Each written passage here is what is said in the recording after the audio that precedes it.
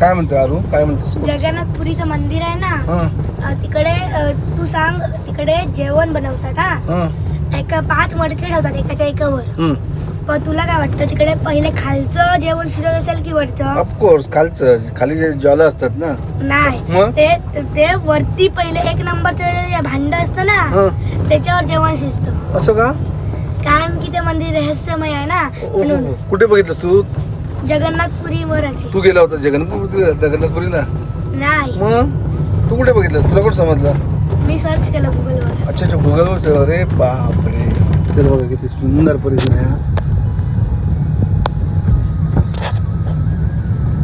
छत्रपती शिवाजी महाराज चौक आहे मेडगावण्यातला. म्हणजे तुम्ही सागरी महामार्गावरून कधी 2 मिनिटाच्या अंतरावरती या ठिकाणी येताना इथून आपल्याला डाव्या बाजूला, तिकडे जाणार तर उजव्या बाजूला आपल्याला जायचंय अंजनेश्वर मंदिराकडे.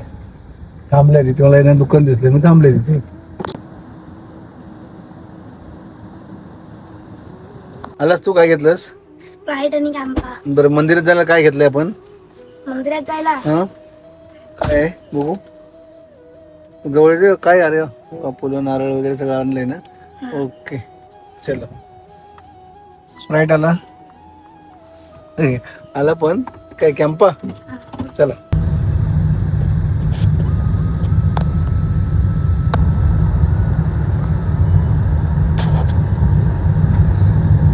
मंदिराच्या जवळ आलोय आपण. इकडे या बाजूला तुम्ही बघायला पार्किंगची व्यवस्था केलेली आहे. पूर्ण हा एरिया पार्किंगसाठी आहे. यात्रोत्सव असतो तेव्हा इथे सर्व दुकान लावलेले असतात.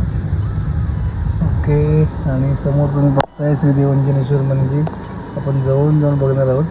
नमस्कार, मी राजन लाडे. लय भारी कोकण या माझ्या यूट्यूब चॅनलमध्ये आपलं पुन्हा एकदा स्वागत. आज श्रावण सोमवार आहे, पहिला सोमवार आहे, आणि या परिसरात जी शिवमंदिर आहे ते दाखवण्याचा मी तुम्हाला प्रयत्न करतोय. व्हिडिओ शेवटपर्यंत नका. व्हिडिओ आवडल्यास नक्की लाईक, शेअर आणि कमेंट्स करायला विसरू नका. की कृपया प्लास्टिकचा वापर शक्यतो टाळा. त्यामुळे आम्ही हे परडीतून घेऊन आलो आहोत. प्लास्टिक पिशवीतून कुठच्याही वस्तू आणू नका, कारण तुम्ही ती प्लास्टिक पिशवी आणल्यानंतर त्याच ठिकाणी टाकत असता. त्यामुळे शक्यतो प्लास्टिक पिशवीचा वापर टाळता येईल एवढा प्रयत्न नक्की करा. या राजापूर तालुक्याच्या पश्चिमेला 12 गावांचे जागृत देवस्थान म्हणून प्रसिद्ध असलेल्या मिडगाव येथील, कसबा मिडगाव येथील श्रीदेव अंजनेश्वर मंदिराजवळ आपण आलेलो आहोत. श्रीदेव अंजनेश्वर मंदिरासोबतच मी अजून 2 मंदिरांचं दर्शन आपल्याला घडवणार आहे. व्हिडिओ शेवटपर्यंत बघा. आज श्रावणातील पहिला सोमवार आहे. या दर्शन घेऊया. श्रीदेव अंजनेश्वराचं हे मंदिर आणि हा परिसर आपल्याला या व्हिडिओच्या माध्यमातून दाखवण्यासाठी मी आपल्याला घेऊन आलो आहे. चला, सर्वप्रथम आपण मंदिरात जाऊया. त्याआधी हातपाय धुवून घेऊया. डाव्या बाजूला इथे पाय धुण्याची व्यवस्था केलेली आहे. पाय धुवून घेऊया आणि आपण दर्शनासाठी जाऊया. राजापूर तालुक्याच्या पश्चिमेकडील एक प्रसिद्ध मंदिर आहे, प्राचीन मंदिर आहे. या मंदिरामध्ये मी आपल्याला घेऊन आलो आहे. या मंदिरामध्ये विविध धार्मिक कार्यक्रम, उत्सव होत असतात. विशेषतः कार्तिक उत्सव हा मोठा उत्सव असतो. जवळपास 5 दिवसाचा हा उत्सव चालतो. या मंदिराचा हा संपूर्ण परिसर तुम्ही बघताय. सभामंडप आहे. आता मी तुम्हाला थेट गाभाऱ्यापर्यंत घेऊन जातोय. श्रीदेव अंजनेश्वराचं आपण प्रथम दर्शन घेऊया आणि त्यानंतर मी तुम्हाला मंदिराचा परिसर सुद्धा दाखवणार आहे. या मंदिराचं अजून एक वैशिष्ट्य म्हणजे वर्षभर दर सोमवारी सायंकाळी या मंदिरामध्ये दररोज नित्यनेमाने आरती होत असते. या मंदिरामध्ये आपण पोहोचलेलो आहोत. शिवशंभोचं आपण दर्शन घेतोय. महाराजा समर्थाचे राजन लाड आज सहकुटुंबीय. किती जण भाव रे तुम्ही? दोघे जण. आज 2 भावाच्या घर कुटुंबात उद्योगधंद्यात केल्या कर्तव्यात देवातून नाच गात तोटा आवरून त्यांचे योजले मनोरंजन पूर्ण करून देवा कुटुंबाला तू 12 महिने आरोग्य, सुख, शांतता नांदून अशा पुराव्याने त्यांच्या मुलाबाळात, शिक्षणात प्रगती घडवून उद्योगधंद्यात नाच घात तोटा आवरून आज सहकुटुंबाची देवातून 12 महिन्याची खडीबंद रखवाली उभी करून दे. सांभाळ करून तू घराची.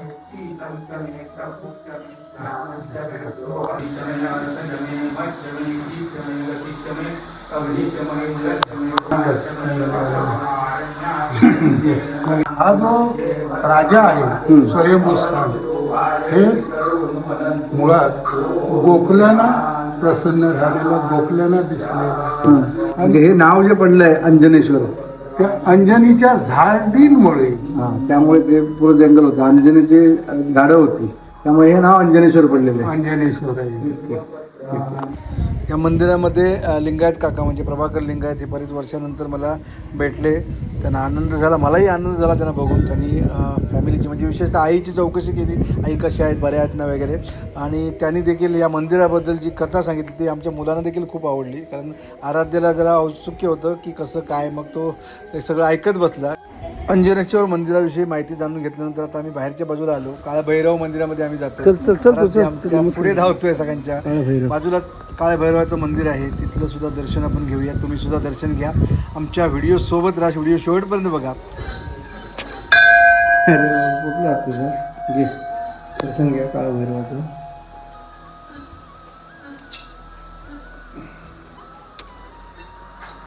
काका कमळाबा किती मस्त आहेत. चला आता मी तुम्हाला संपूर्ण मंदिर आणि मंदिराचा संपूर्ण परिसर दाखवतोय. या बाहेरच्या बाजूला आलो आहे आणि बाहेरच्या बाजूने हे मंदिर कसं दिसतं हे तुम्हाला दाखवतोय. माझ्या उजव्या बाजूला धर्मशाळासुद्धा आहे.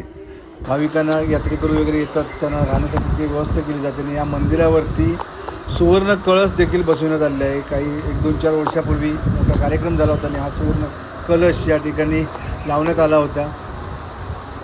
हा संपूर्ण मंदिराचा परिसर तुम्ही बघा, अतिशय सुंदर मंदिर आहे, प्राचीन मंदिर आहे. आणि या संपूर्ण परिसरात फार प्रसिद्ध मंदिर आहे. राजापूर तालुक्याच्या पश्चिमेकडे मी जसं मगाशी म्हटलं तसं प्रसिद्ध मंदिर आहे. श्रीदेव अंजनेश्वराचं दर्शन घेतल्यानंतर आणि मंदिराचा परिसर पाहिल्यानंतर आता आम्ही पुढच्या मंदिराकडे निघालो आहे. आमच्या सोबत राहा, शेवटपर्यंत व्हिडिओ बघा. व्हिडिओ आवडल्यास नक्की लाईक, शेअर आणि कमेंट्स करायला विसरू नका.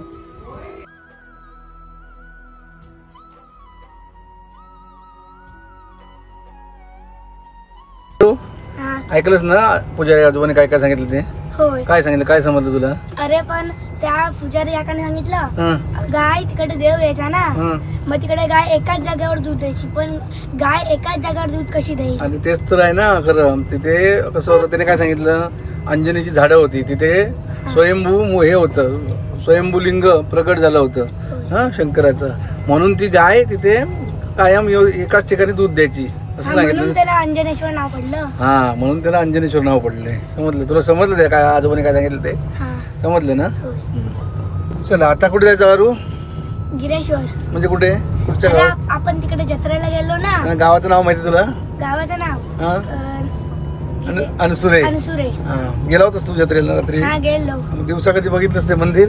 नाही. हा, ठीक आहे, चल दाखवतो.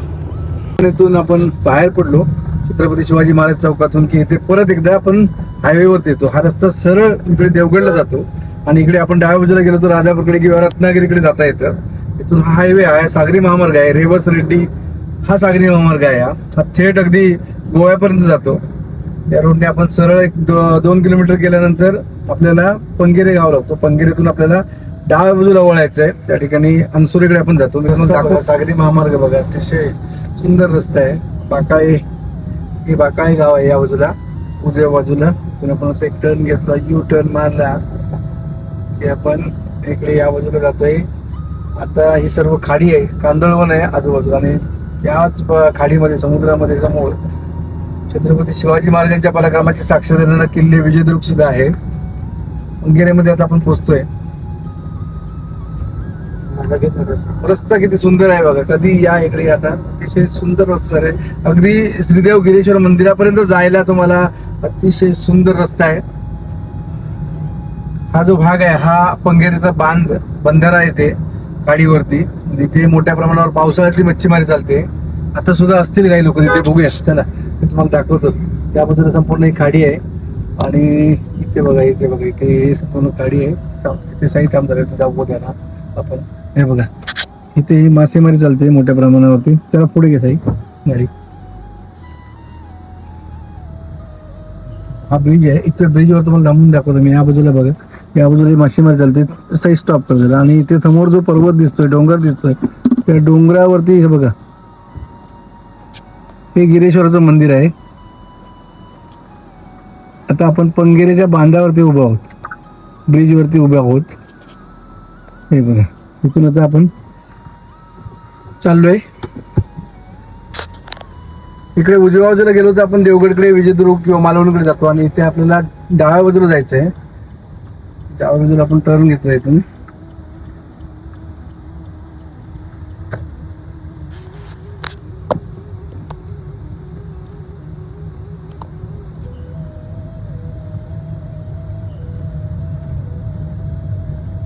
निसर्ग तुम्हाला खरोखर अनुभवायचा असेल ना तर या कोकणात या, आणि विशेषतः आमच्या राजापूर तालुक्यात या. राजापूर तालुक्यातल्या खाडीकिनारी ही वसलेली गावं बघा. निसर्गाने अगदी भरभरून दिलंय आम्हाला. ती तुम्हाला आता गिरीश्वर मंदिराकडे घेऊन जातो. तिथे दिसतो तुम्हाला, मी झूम करून परत एकदा दाखवतो. हे बघा, गिरीश्वराचं मंदिर आहे इथे. तुला माहिती आहे ना गिरीश्वर मंदिर, तुम्हाला काही सांगितलं ना. गिरीश्वर का नाव पडलं माहिती आहे तुला? नाही. गिरी म्हणजे काय? पर्वत. म्हणजे काय? डोंगर. डोंगर. हा, मग तो डोंगरावरती बसलाय, गिरीवरती, म्हणून त्याला नाव काय आहे? गिरेश्वर. गिरीश्वर. हा, व्हेरी गुड. अनसुरे गावठाण मधून आपण आता वरती चाललोय. हा पूर्ण चढाव आहे, आणि रस्ता बघा, रस्ता बघा, सुंदर रस्ता बनवलाय तो. उंच टेकडीवर बसलेला शिवशंभू आहे, म्हणून याला नाव गिरीश्वर आहे. आरोग्य मी मुद्दा मानलाय. यारो कधी आला नव्हता इकडे. रात्रीच्या एकदा जत्रेला आणला होता, पण लहान होता थोडा. हा बघा रस्ता, 1-2 वर्षापूर्वीच रस्ता झालाय, पण अतिशय सुंदर रस्ता आहे. पूर्ण डोंगर चढाव हा चढून आपण आता आलेलो आहोत. ही प्रवेश कमान आहे.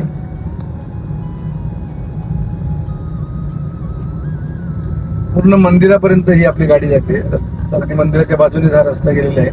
हा रस्ता थेट चव्हाणवाडीला बाहेर पडतो, आणि तिथून पुढे आपल्याला राजापूरला किंवा मग रत्नागिरीला जायचं असेल तरी सुद्धा जाता येतं.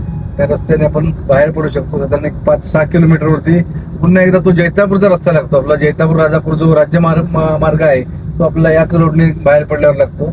आलेलो होतो आपण इथे मंदिराजवळ, वेट साई, आणि इथे आपण पोहोचलेलो आहोत आता मंदिराजवळ. हे बघ, समोरच्या बाजूला तुम्ही बघाल हा किल्ले विजयदुर्ग आहे. विजयदुर्ग किल्ला, तिन्ही बाजूला पाणी आहे, आणि हा संपूर्ण विजयदुर्ग शहर आहे त्या ठिकाणी. आणि त्याच्या बरोबर समोर आता आपण उभे आहोत गिरीश्वराच्या डोंगरावरती. हा संपूर्ण परिसर बघा, आणि हे बघा माझ्या मागे हे गिरीश्वराचं मंदिर. चल या. पण याच परिसरातल्या दुसऱ्या मंदिरामध्ये पोहोचलेलो आहोत, श्रीदेव गिरीश्वर. अणसुरे म्हणजे 12 वाड्यांचं जागृत देवस्थान म्हणून प्रसिद्ध असलेलं हे श्रीदेव गिरीश्वराचं मंदिर. वार्षिकोत्सव देव दीपावलीला असतो, आणि या मंदिरामध्ये आपण पोहोचलो आहे. दर्शन घेऊया. या, तुम्हालाही या मंदिरामध्ये मी घेऊन जातोय. श्रीदेव गिरीश्वराचं दर्शन या व्हिडिओच्या माध्यमातून तुम्हाला घडविण्याचा मी प्रयत्न करतोय. आज श्रावण सोमवार आहे. श्रावण सोमवारी श्रीदेव गिरीश्वराचं आपण दर्शन घेऊया.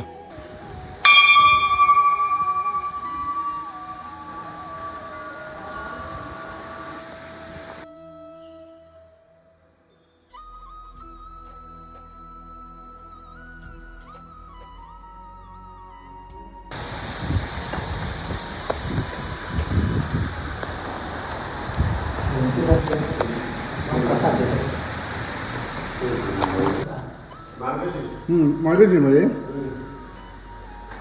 पण तेवढी पॉय होतो.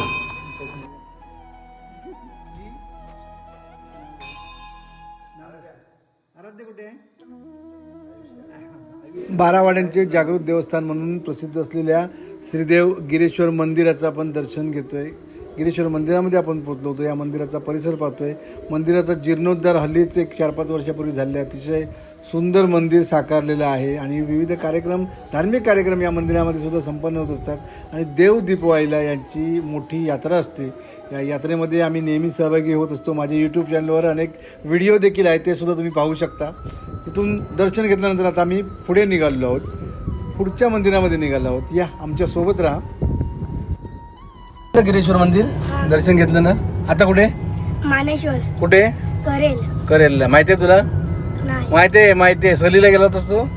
तेच, ते तलाव वगैरे माहिती आहे ना तुला? आठवत नाही की? आठवतं. मग नाही का म्हटलंस? फसवतोस का मला? ओके, चलो. पावसाळा सुरू आहे, श्रावण महिना सुरू झालाय, पण पावसाचं नामोनिशाण नाहीये. ढग आलेले दिसत आहेत, पण पाऊस काही पडत नाहीये. आता आपण पोहोचलोय बघा. हा राज्य महामार्ग आहे. डाव्या बाजूला माझ्या जैतापूर, आणि उजव्या बाजूला इकडे हातिवली किंवा राजापूरकडे जायचा रस्ता आहे. आणि हा सुद्धा रस्ता खूप छान आहे, नवीन झालेला हा सुद्धा आहे. 4-5 वर्ष झालेत या रस्त्याला सुद्धा, पण तालुक्यामध्ये 1 नंबर असलेला हा रस्ता आहे. त्या रस्त्यावर आता आपण प्रवास करतोय, आणि इथून सरळ आपण 1 किलोमीटर गेल्यानंतर आपल्याला मानेश्वर मंदिरापर्यंत पोहोचता येतं. ढग बघ इथे जमले, पण पाऊस काही पडत नाहीये. आता तर काही श्रावण सुरू झालंय. एवढा चांगला रस्ता. बघ ना, चांगला वाटतं ना तुला. तर आपण आता पोहोचलो आहोत करेल स्टॉप आहे. उजव्या बाजूला करेल गाव आहे आणि या डाव्या बाजूला आपल्याला जायचं आहे. करेल मानेश्वर मंदिर आहे या बाजूला. हा सुद्धा रस्ता आता मंदिरापर्यंत पोहोचलेला आहे.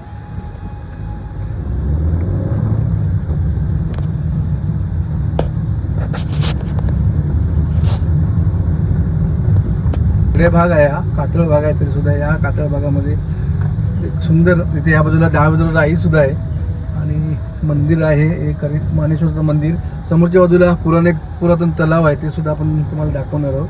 आता मंदिराजवळ आपण पोहोचलेलो आहोत. आता आपण पोहोचलो आहोत करेल येथील मानेश्वर मंदिरामध्ये. निवेली, चव्हाणवाडी आणि करेल या 3 गावांच्या सीमेवर वसलेलं हे मंदिर अतिशय सुंदर मंदिर आहे. परिसर सुद्धा खूप छान आहे. सर्वप्रथम आपण मानेश्वराचं दर्शन घेऊया, त्यानंतर मी तुम्हाला या मंदिराचा परिसर सुद्धा दाखवणार आहे. व्हिडिओ शेवटपर्यंत बघत राहा. या मंदिराचा यात्रोत्सव अक्षय तृतीयेला असतो आणि अक्षय तृतीयेला या मंदिराच्या परिसरामध्ये मोठी यात्रा सुद्धा भरत असते. या मंदिराच्या थेट गाभाऱ्यापर्यंत पोहोचून आपण दर्शन घेतोय. आपल्याला सुद्धा या व्हिडिओच्या माध्यमातून श्रीदेव मानेश्वराचं दर्शन घडवण्याचा हा माझा प्रयत्न आहे. हा व्हिडिओ आपल्याला कसा वाटला हे सांगायला विसरू नका.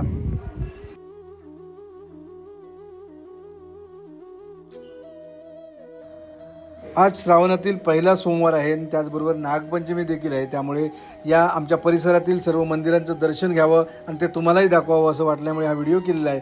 या आता आपण बाहेरच्या बाजूला येऊया. मानेश्वर मंदिराचा बाहेरचा जो परिसर आहे तो आपण पाहूया. मानेश्वर मंदिर आणि परिसरातल्या अनेक प्राथमिक शाळांच्या सहली सुद्धा या ठिकाणी येत असतात आणि ते अतिशय सुंदर पाणी आहे, तलाव आहे, मुबलक पाणी असतं. या तलाव कुठे आहे तुम्हाला दाखवतो या. कारण जास्त फोकस आता हल्ली आम्ही तलावावरती केला. ही पुरातन तलाव तर त्यांचं डागडुजी केली, संवर्धन केलं तर पर्यटक सुद्धा मोठ्या प्रमाणात या ठिकाणी येऊ शकतात. या लोकांनी सुद्धा हे शेड बांधले म्हणजे महाप्रसादचे नसतात त्यावेळी महाप्रसादासाठी वापर करू शकतो. आणि इथे तलाव आहे, बांधकाम केलं सांगत होते. चला बघूया.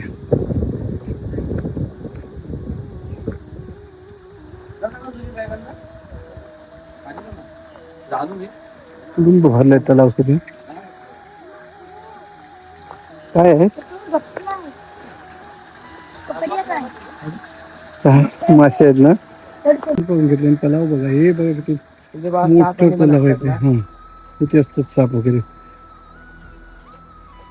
बांधकाम हे नव्याने केलेलं बांधकाम आहे आणि हे तलाव खूप मोठं तलाव आहे.